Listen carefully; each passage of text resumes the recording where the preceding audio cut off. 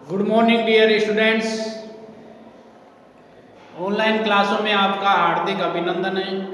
आइए आज अपन चर्चा करेंगे किसकी, drawing and painting BA part first year और बीए पार्ट सेकेंड ईयर।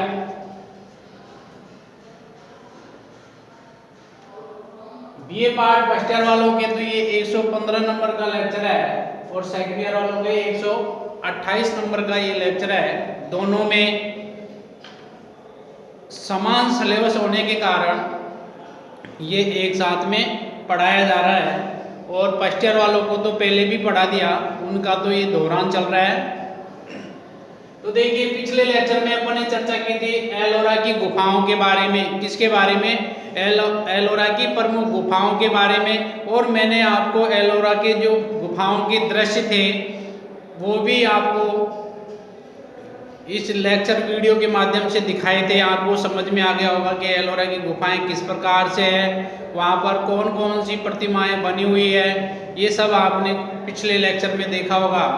और मैंने चर्चा ये भी की थी गुफा संख्या 1 से 12 तक जो बौद्धकालीन है, गुफा संख्या 1 से 12 तक कौन से धर्म से संबंधित है? ये संबंधित है 1 से 12 तक है, ये कौन से धर्म से संबंधित है? बौद्ध धर्म से संबंधित है। कौन से धर्म से? बौद्ध धर्म से। और जिसमें 12 में से 6 गुफाओं का नामकरण भी किया गया है। 12 में से 6 गुफाओं का नामकरण किया गया है, जिसमें से मैंने कल आपको बताया था कि जो चौथे नंबर की गुफा है उसमें पद्म पाणी की एक विशाल प्रतिमा मिली है। चौथे नंबर की जो गुफा है उसमें पद्म पाणी की एक विशाल प्रतिमा मिली हुई है। विशाल प्रतिमा, पद्म पाणी की एक विशाल प्रतिमा मिली हुई है। अजंता में भी गुफा संख्या 1 में पद्म पाणी बोधिसत्व मिले हैं। इसी प्रकार से एलोरा में भी जो चौथे नंबर की गुफा है उसमें पद्म पाणी की एक विशाल प्रतिमा मिली हुई है। पद्म पाणी की एक विशाल प्रतिमा प्राप्त हुई है। कहां से? एलोरा की गुफा संख्या 4 से। उसके बाद में एलोरा की गुफा संख्या 5 में बुद्ध उपदेश देते हुए भी प्राप्त हुए हैं। कौन से? गुफा संख्या 5 में बुद्ध उपदेश देते हुए, बुद्ध उपदेश देते हुए एलोरा की गुफा संख्या 5 में। और 5 नंबर की जो गुफा है उसको महारवाड़ा कहते हैं। कौन सी? महारवाड़ा, महारवाड़ा गुफा। कौन सी कहते हैं? महारवाड़ा गुफा के नाम से इसको जाना जाता है। उसके बाद में जो छठे नंबर की गुफा है उसमें 2 प्रतिमाएं प्राप्त हुई है। एक तो महामयूरी तथा सरस्वती, महामयूरी तथा सरस्वती जी की प्रतिमाएं प्राप्त हुई है। इसके अलावा 10वें नंबर की जो गुफा है, 10वें नंबर की गुफा को क्या कहते हैं? विश्वकर्मा गुफा। विश्वकर्मा गुफा के नाम से इसे जाना जाता है और इसको कारपेंटर केव भी बोलते हैं। कारपेंटर यानी होता है विश्वकर्मा यानी खाती, कारपेंटर केव यानी होता है गुफा, तो कारपेंटर केव के नाम से भी इसे जाना जाता है। 11वें नंबर की जो गुफा है उसको धोवाताल कहते हैं। क्या कहते हैं? धोवाताल, धोवाताल। 11वें नंबर की जो गुफा है उसको धोवाताल कहते हैं। और ये धोवाताल कितना मंजिली है? 2 मंजिला। कितना? 2 मंजिला। और यहाँ से और किस किस की प्रतिमाएं प्राप्त हुई है 11वें नंबर की गुफा से? यहाँ से बुद्ध की, गणेश की और दुर्गा की प्रतिमाएं प्राप्त हुई है। किस किस की?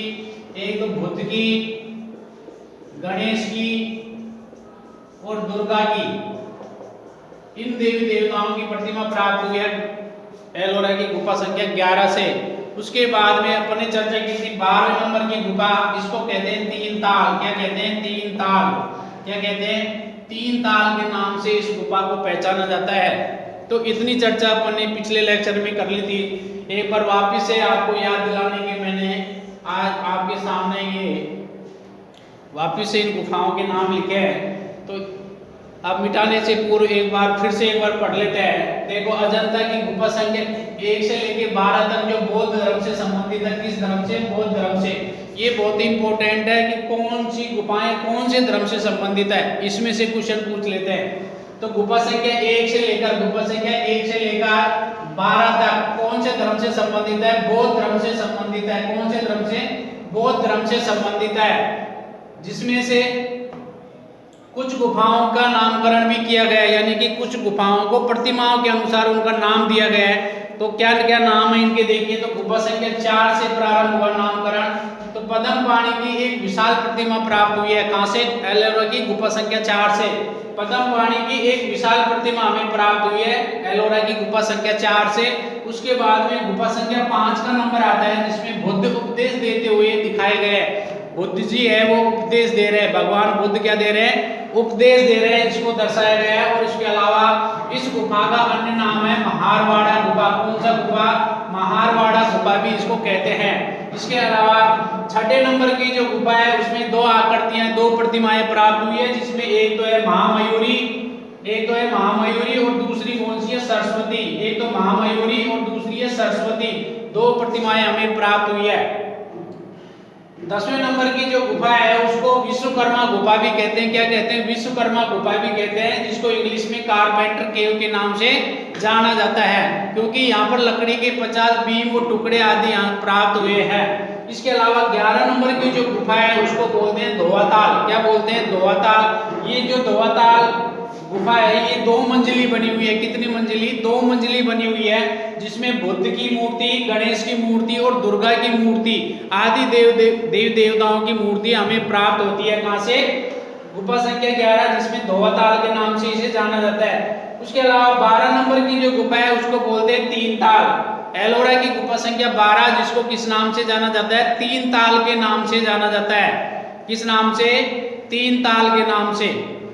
तो ये एग्जाम की दृष्टि से आप इसे याद रखेंगे, और इनका जो क्रम है, कौन से क्रम में कौन से नंबर की मूर्ति, प्रतिमा आदि प्राप्त हुई है, उसका विशेष ध्यान रखेंगे। तो बौद्ध धर्म की जो गुफाएं थी, 12 गुफाएं, उनको अपन ने पढ़ लिया।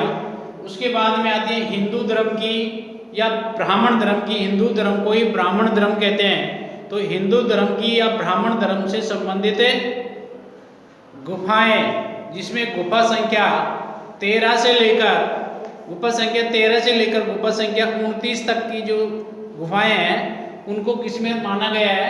दूसरे समूह में माना गया है, जो हिंदू धर्म या ब्राह्मण धर्म से संबंधित है। गुफा संख्या कहां से कहां तक? गुफा संख्या 13 से लेकर कितने? 29 तक। गुफा संख्या 13 से लेकर 29 तक की जो गुफाएं हैं, उन गुफाओं को हिंदू धर्म या ब्राह्मण धर्म में सम्मिलित किया गया है। अब इनमें से किस किस गुफा में प्रतिमाएं मिली है, क्या क्या उनको नाम दिया गया है, अपन उसके बारे में चर्चा करेंगे। तो आइए, हिंदू धर्म या ब्राह्मण धर्म से संबंधित जो गुफा संख्या 13 से लेके 29 तक टोटल कितनी गुफाएं हैं? टोटल यहाँ पर है 17 गुफाएं। कितनी गुफाएं? 17 गुफाएं हैं।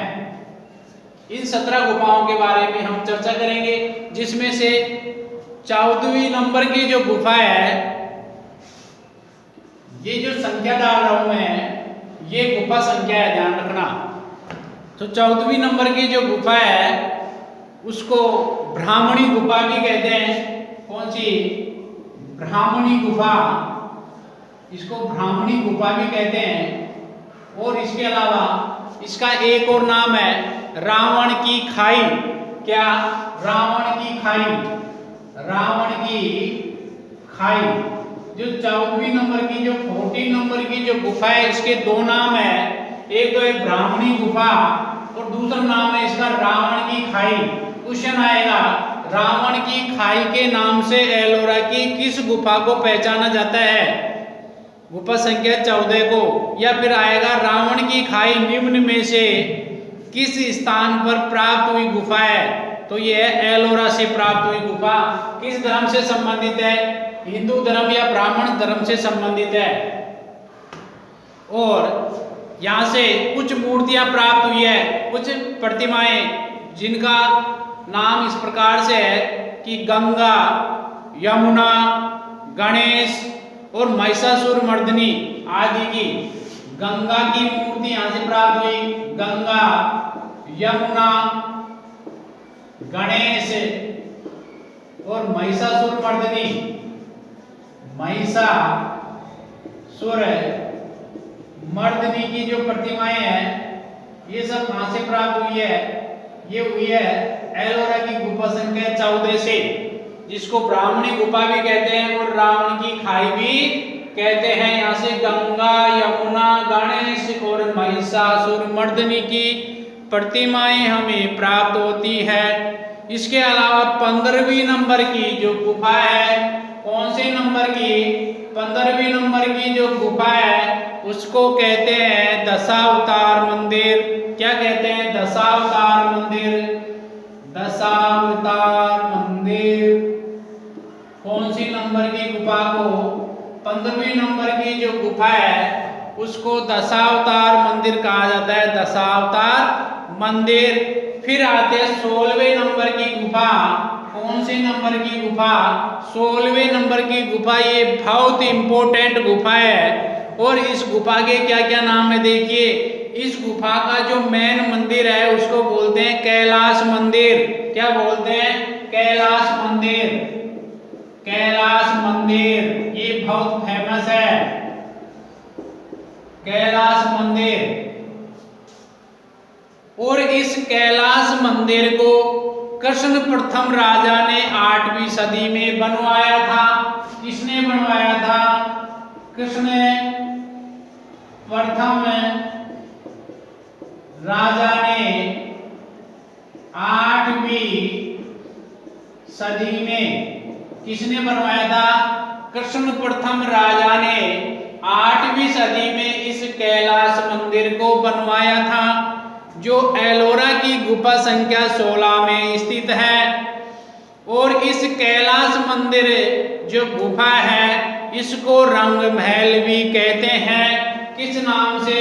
रंग महल के नाम से भी इसे जाना जाता है। रंग महल गुफा। क्वेश्चन आएगा रंग महल गुफा के नाम से कौन सी गुफा को जाना जाता है? तो गुफा संख्या 16 और वो भी कहाँ की? एलोरा की। और ये कब बनी थी? ये 8वीं सदी में बनी थी। किसके द्वारा बनाई गई? कृष्ण प्रथम राजा के द्वारा, जो राष्ट्रकूट शासक था। कौन सा शासक था? राष्ट्रकूट शासक था कृष्ण प्रथम, जिसने 8वीं शताब्दी में इसे बनवाया था। इसके अलावा इस गुफा का एक और नाम है, इसे कहते हैं ध्वजा स्तंभ। क्या कहते हैं इसे? इसे कहते हैं ध्वजा स्तंभ।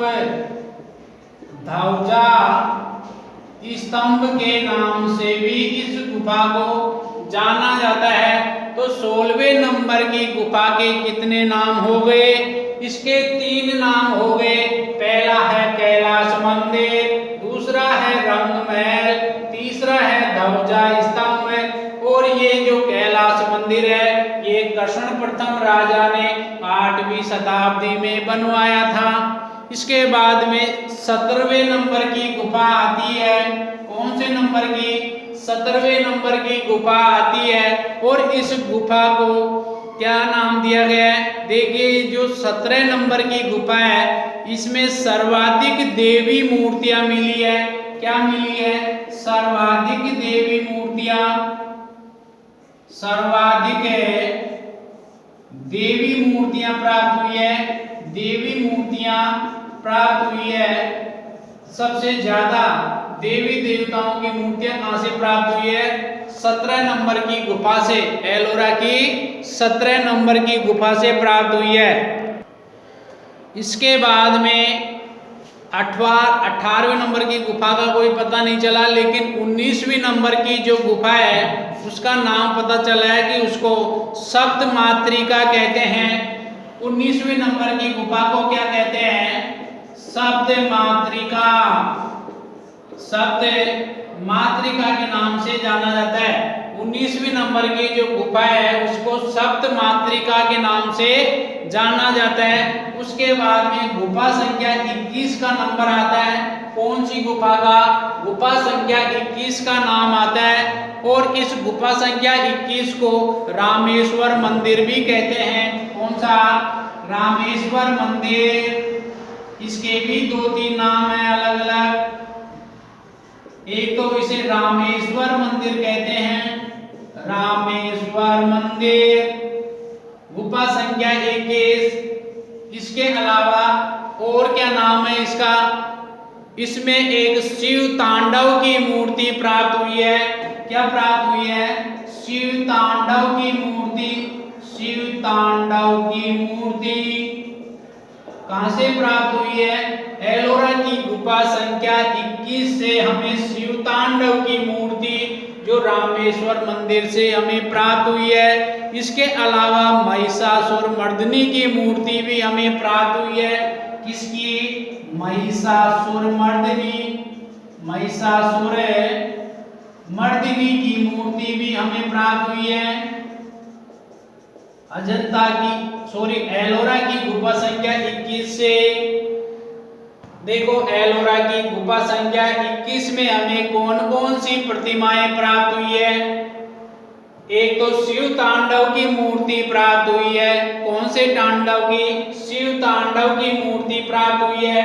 महिषासुर मर्दिनी की मूर्ति भी हमें यहीं से प्राप्त हुई है। और इस 21 नंबर की जो गुफा है इसको रामेश्वर मंदिर कहते हैं। क्या नाम है इसका? रामेश्वर मंदिर। तो आपको याद रहेगा रामेश्वर मंदिर है जिसमें से शिव तांडव की मूर्ति और महिषासुर की मूर्ति प्राप्त हुई है। ये एलोरा की गुफा संख्या 21 का वर्णन है।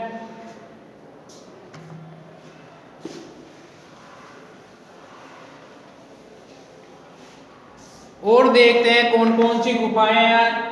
देखो 24 नंबर की जो गुफा है, 24 नंबर की गुफा मैं इधर लिख रहा हूं। और 24 नंबर की गुफा को क्या कहते हैं? तेली का गाना। तेली का गाना। 24 नंबर की जो गुफा है उसका नामकरण किया गया है तेली का गाना। क्या नाम दिया गया है? तेली का गाना। और 25 नंबर की जो गुफा है उसको क्या कहते हैं? 25 नंबर की जो गुफा है 25 नंबर की उसको कहते हैं कुंभरवाड़ा। क्या कहते हैं? कुंभरवाड़ा। कुंभरवाड़ा के नाम से इस गुफा को पहचाना गया है, कुंभरवाड़ा। फिर आती है 26 नंबर की गुफा जिसको एलिफेंटा गुफा से मिलता जुलता माना गया है। 26वें नंबर की जो गुफा है वो एलिफेंटा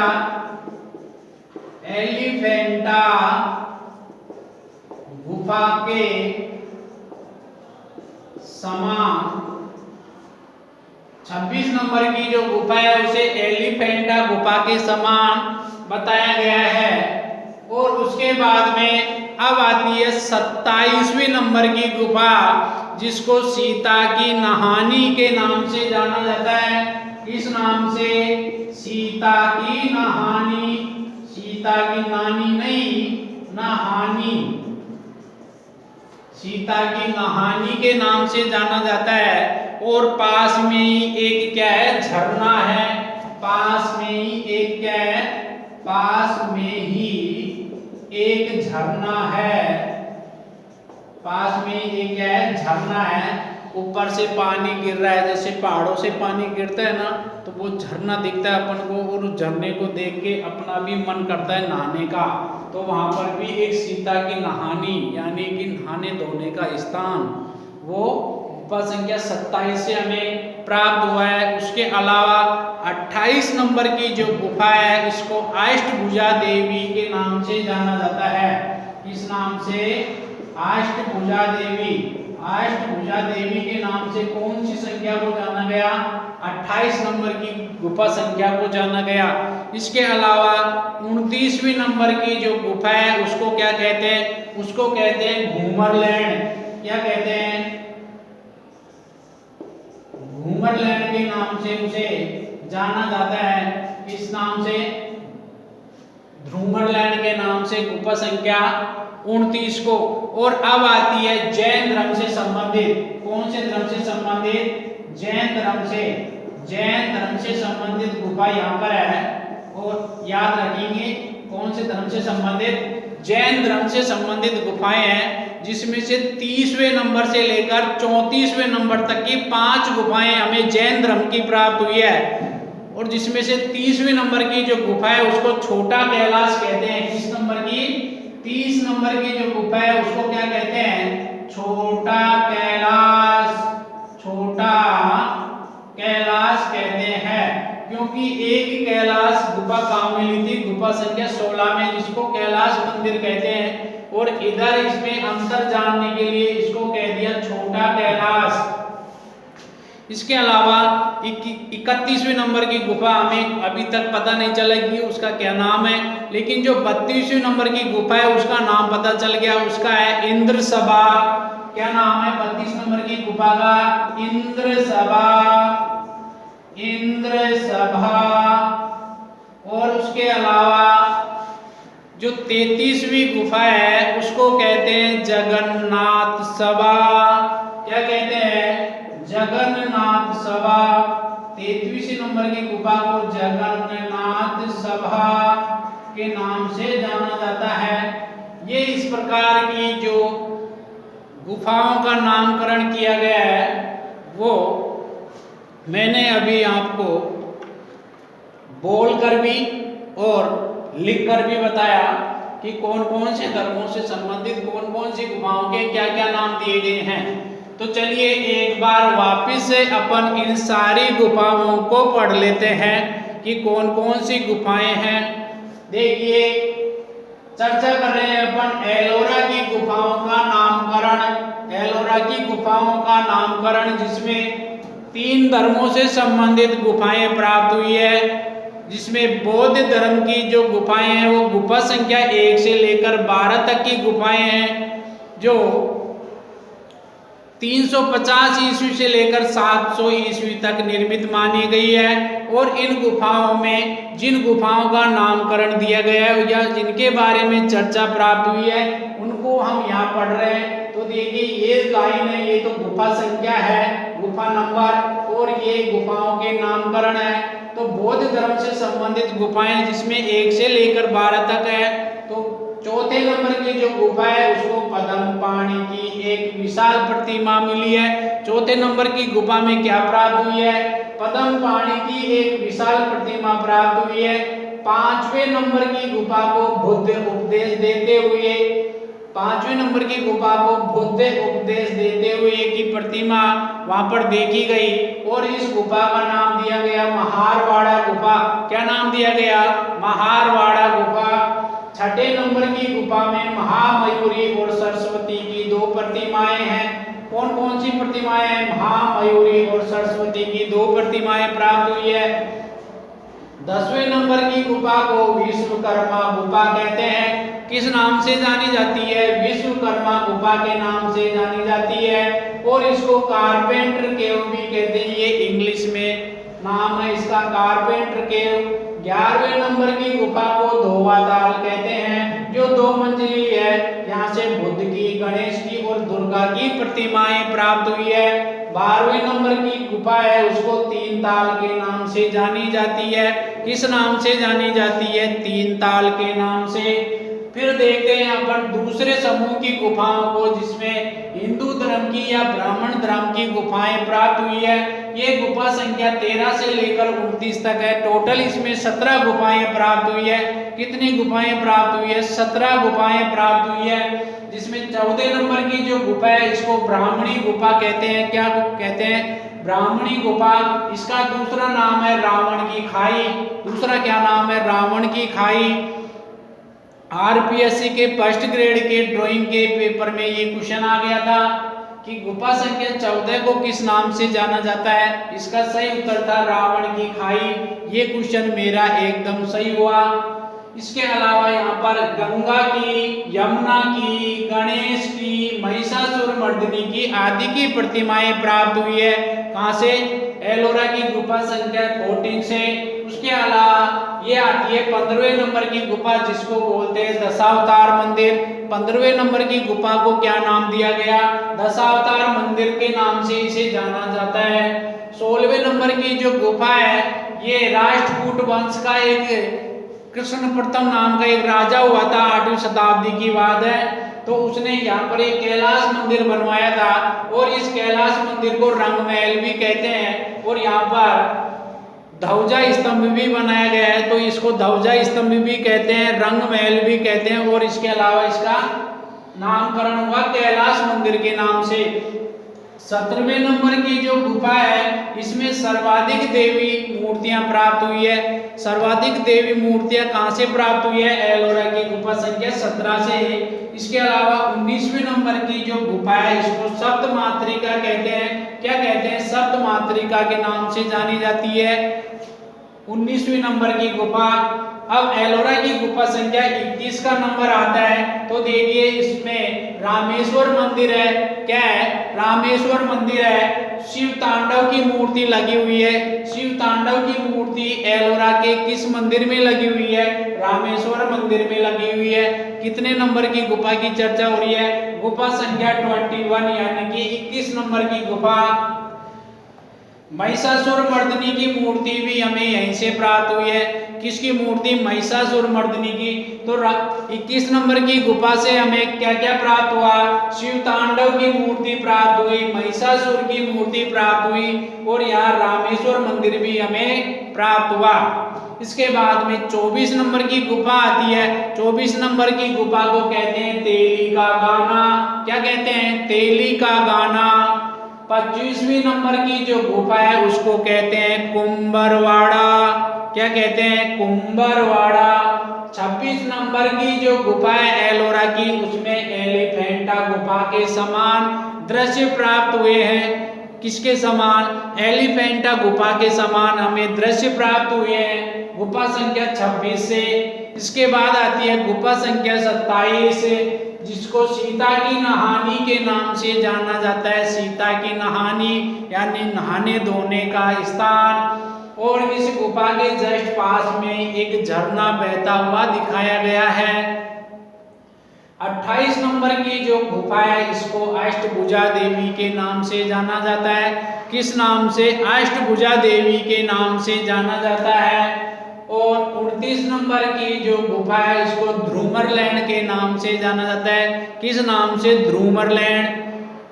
ये थी बौद्ध धर्म या ब्राह्मण धर्म से संबंधित गुफाएं। किससे संबंधित? बौद्ध धर्म या ब्राह्मण धर्म से संबंधित 17 गुफाएं थी। अब आती है जैन धर्म से संबंधित। तो यहाँ पर 3 धर्मों से संबंधित गुफाएं हो गई, जिसमें पहली है बौद्ध धर्म से संबंधित गुफाएं 1 से 12 तक, 13 से 29 तक हिंदू धर्म या ब्राह्मण धर्म से संबंधित, और गुफा संख्या 30 से लेकर 34 तक ये जैन धर्म से संबंधित गुफाएं हो गई। जैन धर्म की 3 गुफाओं का नामकरण किया गया है, जिसमें से 30 नंबर की जो गुफा है इसको छोटा कैलाश कहते हैं। क्या कहते हैं? छोटा कैलाश के नाम से जानी जाती है। 32 नंबर की जो गुफा है इसको इंद्र सभा के नाम से जाना जाता है। किस नाम से? इंद्र सभा के नाम से जाना जाता है। और 33 नंबर की जो गुफा है जिसको जगन्नाथ सभा कहते हैं। क्या कहते हैं? जगन्नाथ सभा के नाम से इसे जाना जाता है। तो ये इस प्रकार की तीनों धर्मों से संबंधित प्रमुख गुफाएं हो गई जिनका नामकरण अभी तक हमें पता चला है। आप इसका स्क्रीनशॉट ले सकते हो और इसी प्रकार से सारणी बनाकर अपने नोटबुक में आप लिख लेंगे, उससे आपको याद करने में सुविधा रहेगी। अलग अलग धर्मों से संबंधित गुफाओं को आप याद रखेंगे। एग्जाम में एलोरा से संबंधित कोई भी क्वेश्चन आ जाए, आप इस प्रकार से सभी गुफाओं के नामकरण उसमें यदि लिख देंगे तो एग्जामिनर खुश होकर आपको अच्छे से अच्छे नंबर देने की कोशिश करेगा और आपके इस प्रकार से एग्जाम में अच्छे मार्क्स, अच्छे अंक आ सकते हैं।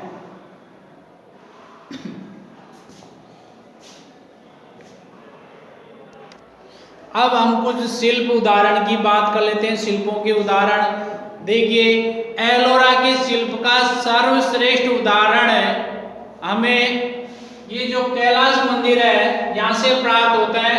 एलोरा की गुफा संख्या 16 से, जो कृष्ण प्रथम राजा ने 8वीं शताब्दी में बनाया था। किसने बनाया था? राष्ट्रकूट शासक था कृष्ण प्रथम, उसने 8वीं शताब्दी में इस कैलाश मंदिर का निर्माण करवाया था।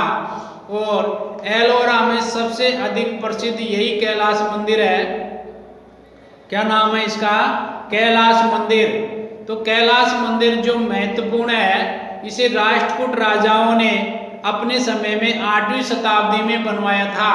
इसे एक ही चट्टान से काटकर निर्मित किया गया है। इसे जैसे पहाड़ है, पहाड़ एक चट्टान है, तो उस चट्टान को काट पीट कर इसको बनाया गया है। जिस प्रकार से आप कभी जयपुर गए होंगे तो जयपुर में एंट्री करते हैं, कानोता से आगे जाते हैं जब, तो एक सुरंग आती है, उस सुरंग को भी पत्थर यानी पहाड़ को काट कर वो सुरंग बनाई गई है। तो इसी प्रकार से एलोरा के जो मंदिर है उनमें पहाड़ को काटकर एक ही पत्थर से निर्मित किया गया है। इसकी जो लंबाई है कैलाश मंदिर की, इसकी लंबाई 142 फीट है। कितनी है? 142 फीट लंबा ये मंदिर है। और इसकी चौड़ाई 62 फीट है। कितनी है? 62 फीट चौड़ाई है। और इस मंदिर की ऊंचाई है वो 100 फीट ऊंचा है। कितना ऊंचा है? 100 फीट ऊंचा है। जिसमें उसी चट्टान में से काट काट कर इस मंदिर के दरवाजे बनाए गए हैं, झरोके बनाए गए हैं, सीढ़ियां बनाई गई है और सुंदर स्तंभों की जो पंक्तियां हैं वो भी एक ही पत्थर में से काट काट कर बनाई गई है। इस मंदिर में जो शिल्प अंकन हुआ है, कैलाश मंदिर में जो शिल्प का अंकन किया गया है वो भी इसी के साथ ही उसी चट्टान को काट कर बनाया गया है। ये मंदिर है कैलाश मंदिर, ये 2 मंजिला बनाया गया है। कितना मंजिला? 2 मंजिला बनाया गया है। इस मंदिर के शिल्प के विषय अधिकांशतः शैव धर्म से संबंधित भी माने जाते हैं। और इस मंदिर में लगभग 42 पौराणिक दृश्य उत्कीर्ण किए गए हैं। इस मंदिर में लगभग 42 पौराणिक दृश्य उत्कीर्ण किए गए हैं, जिनमें सबसे ज्यादा प्रसिद्ध है रावण द्वारा कैलाश पर्वत को उठाना। सबसे ज्यादा प्रसिद्ध कौन सा है? रावण के द्वारा कैलाश पर्वत को उठाना।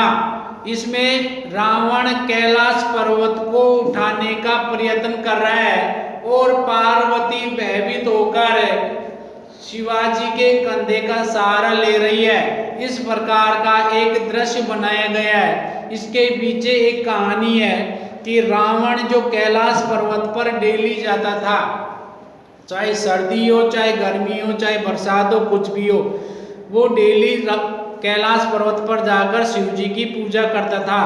तो एक दिन शिव जी ने प्रसन्न होकर रावण को कहा कि आप कुछ भी मांग सकते हो, मैं आपकी पूजा अर्चना से एकदम खुश हूँ। तो रावण ने कहा कि महाराज मैं इतनी दूर से पूजा करने आता हूँ, मुझे बहुत समस्या होती है, तो मैं इस कैलाश पर्वत को ही मैं लंका में ले जाना चाहता हूँ।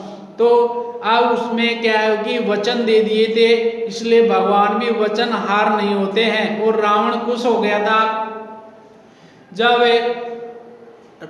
जब रावण को बोला कि ठीक है आज से ये पर्वत तुम्हारा हो गया। तो उसमें रावण उस कैलाश पर्वत को ऐसे हथेली पर उछला है, मतलब, और धीरे धीरे उस पर्वत का क्या होता है, आकार विशाल होता जा रहा है। तो इसमें रावण कैलाश पर्वत को उठाने का क्या कर रहा है, प्रयत्न कर रहा है। और पार्वती जी है, वो पार्वती जी वो भयभीत हो गई, यानी कि डर जाती है और वो शिव जी के कंधे का सहारा लेती है।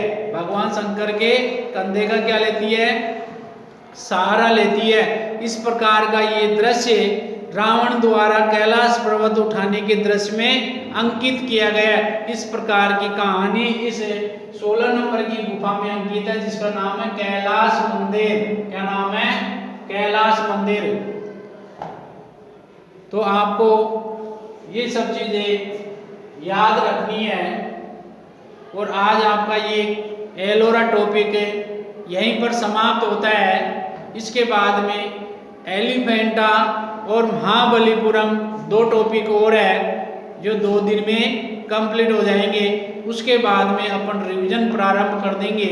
अब आपको रिवीजन करना है, पढ़ाई स्टार्ट करना है, क्योंकि मार्च के बाद में कभी भी यूनिवर्सिटी एग्जाम करा सकती है, क्योंकि कोरोना वायरस के कारण इस सत्र को लेट हो जाना संभावित था, लेकिन यूनिवर्सिटी अगले सत्र को समय पर चलाने की कोशिश करेगी। इस कारण से मार्च अप्रैल में आपके प्रैक्टिकल और एग्जाम प्रारंभ हो जाएंगे, ताकि जून के अंदर आपका रिजल्ट आ जाए और जुलाई से न्यू सेशन आपका प्रारंभ हो जाए। इस तरीके से आप अभी से तैयारी करके रखेंगे, क्योंकि ये एग्जाम के दिनों में शादी विवाह आदि के फंक्शन अधिक होते हैं, तो उनमें भी अपन को जाना होता है। तो पढ़ाई अभी से प्रारंभ करेंगे। अपने पढ़ाई के समस्त विषयों के कोर्स को कंप्लीट करके रखो, ताकि अपन को किसी भी वक्त एग्जाम देना पड़े, अपन पूर्ण रूप से तत्पर रहे। इन्हीं शब्दों के साथ मैं आज इस लेक्चर को यहीं पर समाप्त करना चाहता हूँ और अपनी वाणी को विश्राम देते हुए कहना चाहता हूँ कि आप लोग स्वस्थ रहे, मस्त रहे और अपने कार्य में व्यस्त रहे और अपनी पढ़ाई में जबरदस्त रहे। जय हिंद, जय भारत, भारत माता की जय हो।